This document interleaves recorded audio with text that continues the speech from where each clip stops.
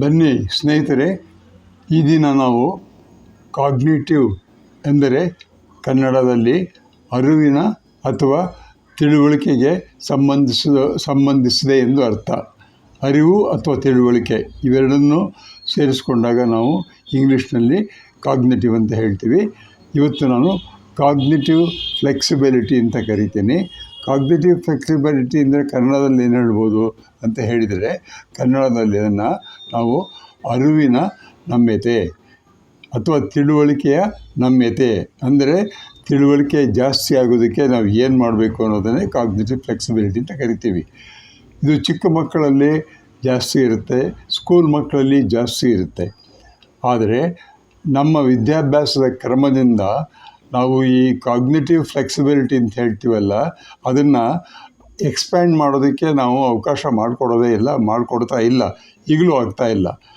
ಎಲ್ಲ ಶಾಲೆಗಳಲ್ಲಿ ಎಲ್ಲ ಪೇರೆಂಟ್ಸು, ಎಲ್ಲ ಮುಖ್ಯಸ್ಥರು ಅವರಿಗೆ ಬೇಕಾಗಿರೋದು ಒಂದೇ ಒಂದು, ಏನು ಅಂದರೆ ಎಕ್ಸಾಮಿನೇಷನಲ್ಲಿ ಚೆನ್ನಾಗಿ ಬರೆದು ಒಳ್ಳೆಯ ಮಾರ್ಕ್ಸ್ ತಗೊಂಡು ಅವರು ರ್ಯಾಂಕ್ ಬರಬೇಕು ಅನ್ನೋ ಒಂದೇ ಒಂದು ಅಭಿಲಾಷೆಯಿಂದ ಎಲ್ಲರೂ ಶಾಲೆಗಳಲ್ಲಿ ಪಠ್ಯಕ್ರಮಗಳನ್ನು ಮಾಡ್ತಾಯಿರ್ತಾರೆ.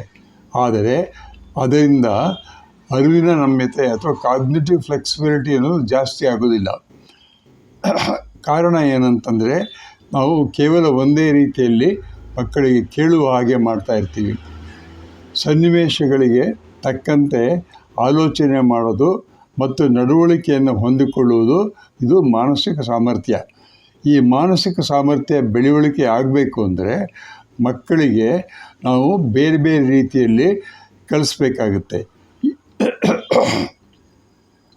ಇದು ಸಮಸ್ಯೆಗಳನ್ನು ಪರಿಹರಿಸಲು ವಿಭಿನ್ನ ಪರಿಕಲ್ಪನೆಗಳು ಅಥವಾ ತಂತ್ರಗಳ ನಡುವೆ ಬದಲಾಯಿಸುವುದನ್ನು ಒಳಗೊಂಡಿರುತ್ತದೆ. ಅಂದರೆ ಕಾಗ್ನಿಟಿವ್ ಫ್ಲೆಕ್ಸಿಬಿಲಿಟಿ ಅಂತಕ್ಕಂಥದ್ದು ಬರೀ ಪುಸ್ತಕದ ಜ್ಞಾಪಕ ಒಂದೇ ಅಲ್ಲ, ಅದು ಬೇರೆ ಬೇರೆ ರೀತಿಯಾಗಿರ್ತಕ್ಕಂಥ ಸನ್ನಿವೇಶಗಳಿಗೆ ತಕ್ಕಂತೆ ನಮ್ಮ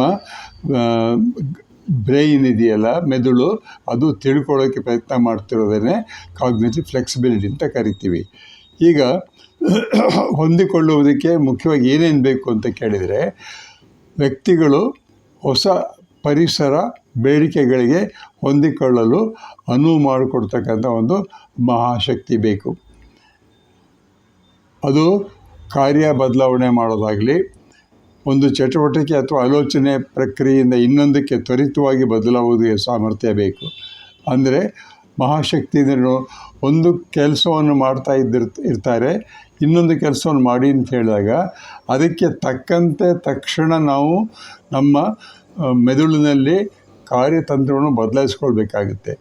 ಸಮಸ್ಯೆ ಪರಿಹಾರ, ಒಂದೇ ಸಮಸ್ಯೆಗೆ ಬಹು ಪರಿಹಾರಗಳನ್ನು ಕಂಡುಹಿಡಿಯುವ ಸಾಮರ್ಥ್ಯ.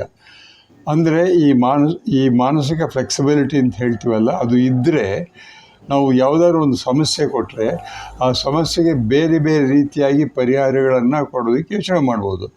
ಈಗ ನಾವು ನೋಡಿದ್ದೀವಿ, ಮನೆಗಳಲ್ಲಿ ಹೊರಗಡೆ ಕೆಲಸ ಮಾಡೋರು ನೋಡಿದ್ದೀವಿ.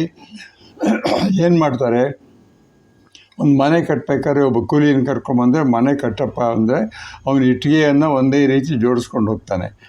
ಆದರೆ ಅವನಿಗೆ ಬೇರೆ ರೀತಿಯಲ್ಲಿ ಯಾವ ರೀತಿಯಾಗಿ ಜೋಡಿಸಿ ನಾವು ಬೇರೆ ಮಾಡ್ಬೋದು ಅನ್ನೋ ಅವನಿಗೆ ಪರಿಜ್ಞಾನ ಇರೋಲ್ಲ, ಅದನ್ನು ಬೇರೆಯವರು ಹೇಳಬೇಕಾಗುತ್ತೆ. ಹಾಗೆ ಏನಾಗುತ್ತೆ ಅಂತಂದರೆ, ಕಾಗ್ನಿಟಿವ್ ಫ್ಲೆಕ್ಸಿಬಿಲಿಟಿ ಇಲ್ಲದೇ ಇದ್ದರೆ ಕಾರ್ಯಗಳನ್ನು ಒಂದೇ ರೀತಿ ಮಾಡ್ಕೊಂಡು ಹೋಗ್ತಾ ಇರ್ತೀವಿ. ಇತ್ತೀಚಿನ ದಿನಗಳಲ್ಲಿ AI ಬಂದು ಕಾರ್ಯತಂತ್ರಗಳನ್ನೇ ಬದಲಾಯಿಸ್ಬಿಟ್ಟಿದೆ. ಹಾಗಾಗಿ ನಮ್ಮ ಮಾನಸಿಕ ಸಾಮರ್ಥ್ಯ ಹೆಚ್ಚಿಸ್ಕೊಳ್ಬೇಕು ನಾವು.